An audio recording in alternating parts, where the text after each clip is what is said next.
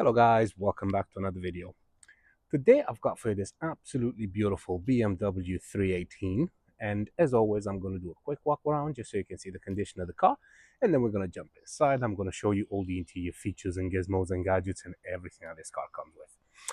Now, like I said, this is a BMW 318i exclusive edition, finished in silver. There's obviously a saloon, and it's got a 2-liter petrol engine. It puts out 141 brake horsepower, and it was first registered on the 25th of March 2011. In terms of MOT, the current MOT is until the 30th of November 2025, but it will come with 12 months MOT um, attached. Is that the right thing to say? It will come with 12 months MOT. The annual road tax is £215, which is not bad considering the age of the car and obviously the size of the engine and the fact that it's a petrol. So obviously it's going to be a little bit more expensive in terms of tax than a diesel, but it is ULEZ compliant, so you can drive it in London, Birmingham, Bristol without having to pay that ULEZ fee. So I guess it's pros and cons for both diesel and petrol. Insurance group is quite low as well. It's 22E, so it's quite low in the insurance bracket, which basically means it's not going to break the bank to insure this thing. CO2 output is 146 grams per kilometer. And in terms of fuel economy, now I'm probably going to start saying this in all my videos from now on because I've had quite a lot of people telling me stuff about the fuel economy that I quote on cars. So somebody has recently mentioned that I've mentioned a fuel economy. It was on another BMW actually. I've mentioned the fuel economy was close to like 50 miles per gallon. And then when I was filming inside the car, it was showing 35 mpg on the dashboard. Now, what you need to understand is that I'm quoting the official manufacturer's recommended mpg figures, right? So these are the numbers that I'm saying in these videos. So for example, for this one, it's 34 miles per gallon around town, 53 miles per gallon on a motorway run, with a combined fuel economy of 44 miles per gallon, right? Now, these figures, as we all know, are overly optimistic because the manufacturers tend to test these cars in like enclosed conditions on a roller. Well, there's no like elements outside like wind, tire, surface, and weather, and literally all these things are not taken into account. So obviously they're trying to get as much as high mpg as possible, but we all know that in real world that doesn't happen. So no car is going, well, I'm saying that, but my car actually, I managed to beat the recommended, the manufacturer's figures. But anyway, I digress. You will end up having a lower mpg than what I'm quoting. So like I said on this one, 34 in the city, 53 on the motorway, and 44 combined, right? Now, if you're gonna get a lower mpg than this, or if the mpg in the dashboard is gonna stay less, that's because the car has been running while it was being validated and detailed and everything, and obviously that affects the mpg massively. And B, you got to understand that I don't drive these cars on a daily basis for like a week or a month or whatever to be able to give you like the exact mpg figure, right? So take these figures that I'm mentioning with a pinch of salt, because these are the official manufacturer's recommended figures. Cool, right, carry on. In terms of top speed, you can reach a top speed of 130 miles per hour, maybe more, maybe less. Again, this is what the manufacturer is stating, and it's got a 0 to 60 time of 9 seconds. Cool. In terms of service history, it's got a fantastic service history, pretty much close to a full service history on this. And also, I've just had it serviced, plus, like I said, it will come with 12 months MOT. And it's got 3 previous owners, so it's got 4 owners in total, so only 3 previous owners. I'm obviously not classed as an owner because the car is not in my name, it's in the trade, so it's got 4 owners in total. Let me just start off by showing you the alloys are in fairly decent condition with a few little scuffs here and there, as you can see on the upper lip there, but I mean, it is to be expected of a car of this age and mileage. And then the tires, they have plenty of tread on them. There's no major dings or scratches. There are a couple of scratches, like for example this one here, right? I don't know if you'll be able to spot it. So yeah, but I mean it's barely noticeable. It's probably more noticeable in the video than it is in real life. But it's there. So all these minor little things I will obviously point out if there are any more. But yeah, I just want to be as upfront and as honest as I can. You really need to. Come on, mate. Honestly. Sorry, I'm just talking about that stupid bike. Um. Anyway, moving inside. It is in fantastic condition. The interior is absolutely brilliant. Obviously, in good old BMW fashion, you've got really nice soft touch materials in all the places that you touch. Nice soft rubber-ish material here as well. You got full leather interior as well, and as you can see, the seats are in fantastic condition with no tears or rips or anything like that. And then obviously nothing underneath there as well. Over here, you got a nice big glove box. Cover that. There we go. I'm just holding my hand here just against the sun. So nice big deep glove box, plenty of space in there. Plus I do love these cup holders here. So you got one here, and then you got the driver one over there. And I love it how it goes to an angle towards the driver. It's really cool. It's quite unique to see these things actually working, because usually they're pretty much stuck in there due to all the sugar from the McDonald's large cups of Coca-Cola. Not sponsored, by the way, but yeah. So yeah, they usually get stuck in there and you can't even get them out. But no, these ones work absolutely fine. Another thing is the sound that the door makes when you close it. Listen to this. It's got that solid thump to it. It's basically it's a BMW. Obviously, it's gonna sound like really good. But yeah, the quality of the material is second to none. They are fantastic. They are a premium brand at the end of the day. So again, really nice soft touch in the back as well at the top here, and the rear seats again, full leather, and once again, fantastic condition, as you can see. You also have a armrest here in the middle, which is perfect for the rear passengers, and you do also have two air vents over there. Again, perfect for passengers if it's getting too warm or too cold outside. The rear alloys, again, you have a few little scuffs on the edges, but again, nothing that you wouldn't expect of a car of this age and mileage. Moving over to the rear, it does come with rear parking sensors, which is great because it does help quite a lot when you try to park. As you can see, the exhaust is nice and clean, so it's not been racked around and mistreated, basically. It's been a very well looked after car. All right, give me 1 second. Let me adjust my microphone. Sorry for the weird view, but there you go. I was about to fall, so just wanted to adjust it a bit. Right. Over here, you've got your triangle. If you ever break down, you can put the triangle minimum 100 meters away from the car, so you can alert the oncoming traffic.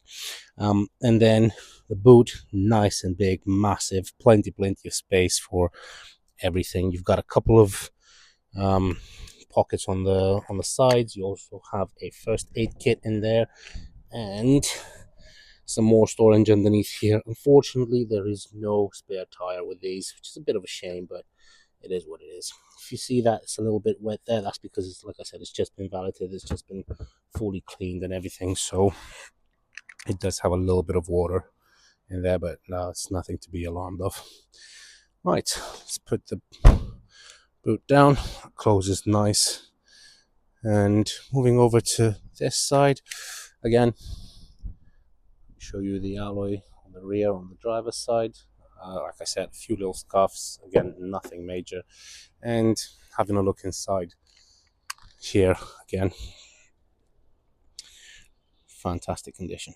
Like I said, there's no tears or rips or anything like that anywhere on the seats. which is really good. And let's move over to the driver's side. Actually, let me just pop the bonnet first so you can have a look at the bonnet. Got the latch just underneath the BMW logo, and it is on struts, so it stays up on its own. And this is the good old petrol engine.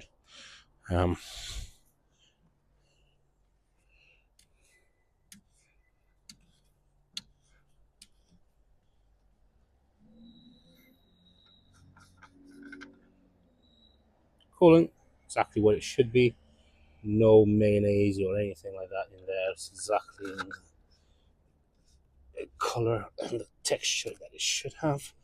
And then over here, you've got these two arrows. You should always have them pointing towards each other. But yeah, like I said, the car's just been serviced, so absolutely no issues with it.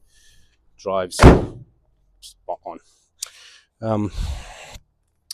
Alloy on this side, again, really, really good condition, with the exception of the few little scuffs. But the tires, again, plenty of tread on them. Right, let's jump inside. Let me get the key. There it is. Good old BMW key. And let's jump inside. Oh. Right, lovely. Key in the ignition. Put your foot on the clutch. Press the start button. And all the lights will come on as they should. And then obviously all the lights will go off as they should. Except for that dreaded fuel light. That is one of my pet peeves. I absolutely hate having that fuel light on. I just didn't have time to go and put some fuel in it, but it will have some fuel in it when you drive it away. I've never, ever, ever sold a car out of the hundreds of cars that I've sold. I've never sold a car with the fuel light on, and I absolutely despise people that sell cars with a fuel light on. I mean, how much dent is it going to put in your budget if you put £10 worth of fuel in a car, or £15 or whatever? Let somebody enjoy a car for more than 100 meters instead of stopping at the first petrol station. Let them just have enough fuel to, like, I don't know, complete at least half the journey when they go home. Anyway, I digress again. It will have fuel in it, I can guarantee you that. Right, so multifunction steering wheel, nice and chunky. It is leather wrapped, and I absolutely love having a leather wrapped steering wheel because it will stand the test of time. It means that it will not disintegrate in your hand. It's not going to rub off. It's not going to come off when you hold it, when you use it, like the plasticky, rubbery ones do. You have your volume up and down, voice assistant, voice connectivity, your phone connectivity there, and then over here is your radio settings as well. Over here you've got your indicator, and then you can use this button here to navigate through different options. Look, for example, right now, see what I was telling you about the MPG. So right now it says 27.9. Now that's because the car's been running for at least an hour. That's probably why it's got a fuel light on when they were valeting it, because they're listening to music and everything. And I said, look, I'm absolutely fine with you keeping the car running and listen to music rather than keep the car off and then keep the radio on, because then that's how you deplete my battery. So I'd much rather put £10 worth of fuel than go and buy a new battery. So happy days. But yeah, see, it says 27.9 mpg compared to the figures I was quoting you earlier. So yeah, it's obviously going to be a lot better than the 29 mpg, but don't expect it to be, I don't know, 60 mpg, because it's not going to be that. Anyway, no warning lights. As you can see, the only two lights that are on at the moment is the fact that the handbrake is up and the fact that I'm not wearing my seatbelt. You've got your speedometer over on the left with the fuel gauge over there. You've got the time, which is very accurate as well. And you've got the temperature, miles remaining with the existing fuel, and the odometer, which is 82,688 miles. It will be a little bit higher because I'm going to have to take this car over to get it MOT'd, like I said, so it will be slightly higher than that, but maybe by just a few miles. Your rev counter is over there. As you can see, there's no fluctuations or anything like that. Plus, you've got your instant MPG down there as well. Simple as that. So yeah, over here, like I said, you've got that button to navigate through the screens. Obviously, you've got your indicators on here as well, and as you can see, they are working absolutely fine. Let me just show you again. So you see, they are working. So if you are looking at purchasing this car, use them. Come on, we all know BMW driver get a bad name for not using that. I mean, granted, not all of them came equipped with it, I'm guessing. So yeah, but this one has. So this one was an optional extra. Whoever bought it equipped it. I'm sorry. And then you've got your wipers over here as well. Right, your start button is over here. Key slot is down there, so you pop the key in, put your foot on the clutch, and then press the start button. Simple as that. And then you've got your air vents over here, hazard lights. This is for your not windows, your doors to lock and unlock them. And then this is to select how cold or how hot you want the air to come out from. Over here, you've got your radio.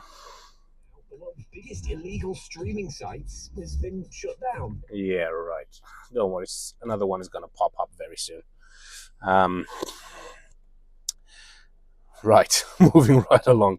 You've got audio over there, menu over here, plus you've got some preset buttons here, and you pretty much do everything through these buttons and in that screen there. Dual zone climate control, which is absolutely fantastic. So you can have two separate temperatures, one for the driver, one for the passenger, which is really nice. This is the fan speed over here. As you can see, it's currently set at 16 degrees, which is the minimum. This is where you want the air. This is where you select where you want the air to come out from. And like I said, you can have different temperatures. So look, I can have 20 degrees over at the passenger and 16 degrees at the driver. Now, another cool thing is if you press this all button, so this will automatically let you adjust both temperatures with one dial, and then the passenger is going to jump straight to the same one that the driver has. So if I press that, that will go to 16 like the driver, and now you can adjust both like that. It's now going on AC, and let's just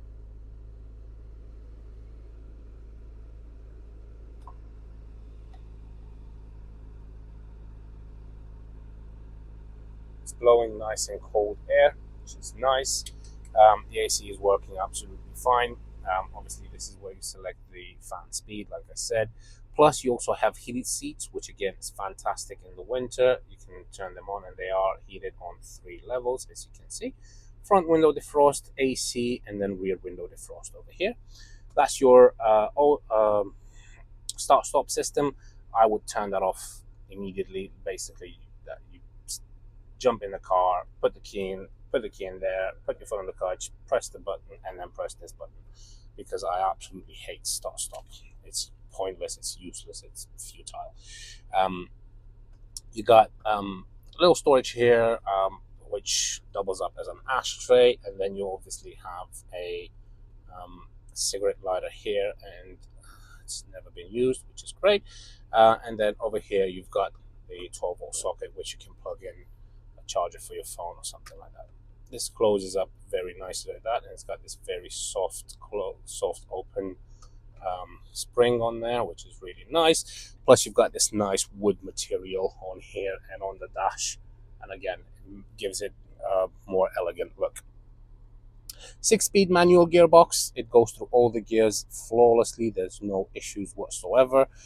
Just put my foot on the clutch. So you got first, second, third, fourth, fifth, sixth, and then reverse. Push left, push again, and up, just like that. And that'll kick it in reverse. So no crunches whatsoever. The clutch is bang on in the middle. It's not too high, it's not too low. It's exactly where it should be. You got some storage here, good old manual handbrake. If you've watched any of my other videos, you know I'm a big fan of manual handbrakes because they are a lot more reliable than the electronic counterparts, and they very rarely go wrong. And if they do go wrong, they're a lot cheaper to fix than the electronic ones. Just turn that off now. Armrest, nice and big, leather wrapped as well. And then you got some storage in there. Plus you've got another 12-volt socket in here, as you can see. And you also have a auxiliary port in there as well. You got a auto dimming rear view mirror. You can probably see that little black dot up there. So that is a sensor. And if somebody drives behind you with their high beams on, the mirror will automatically dim itself so you don't get dazzled by the traffic behind you. And then over here, you've got your interior lights as well. Plus, you've got a sun visor with a vanity mirror and a light at the top there as well. And that is pretty much it. Just gonna go and park this baby up. Let me just zoom out. There we go. Right. Let me go and park this car up.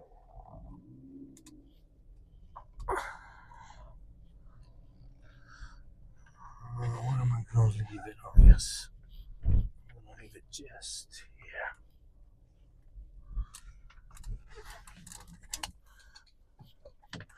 And that will give you a chance to listen to the parking sensors as well. And you want to see that they work absolutely fine. No issues at all.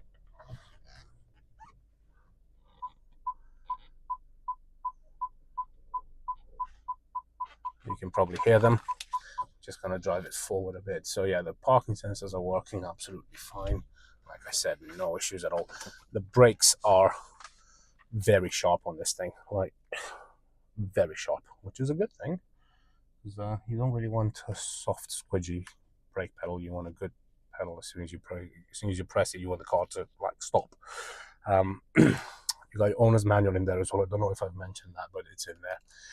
But yeah, it's a fantastic little car. Like I said, it's got pretty much a full service history. I've just had it serviced. There's no issues with it whatsoever. It drives absolutely beautiful.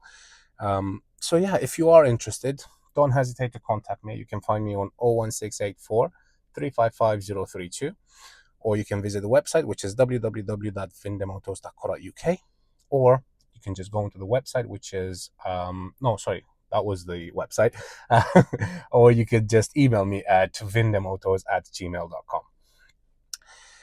If you have any questions, queries, burning issues, anything like that, leave them in the comments and I'll do my best to get back to you. But until then, thank you very much for sticking all the way to the end. I hope you have a great day and I will see you soon. Take care.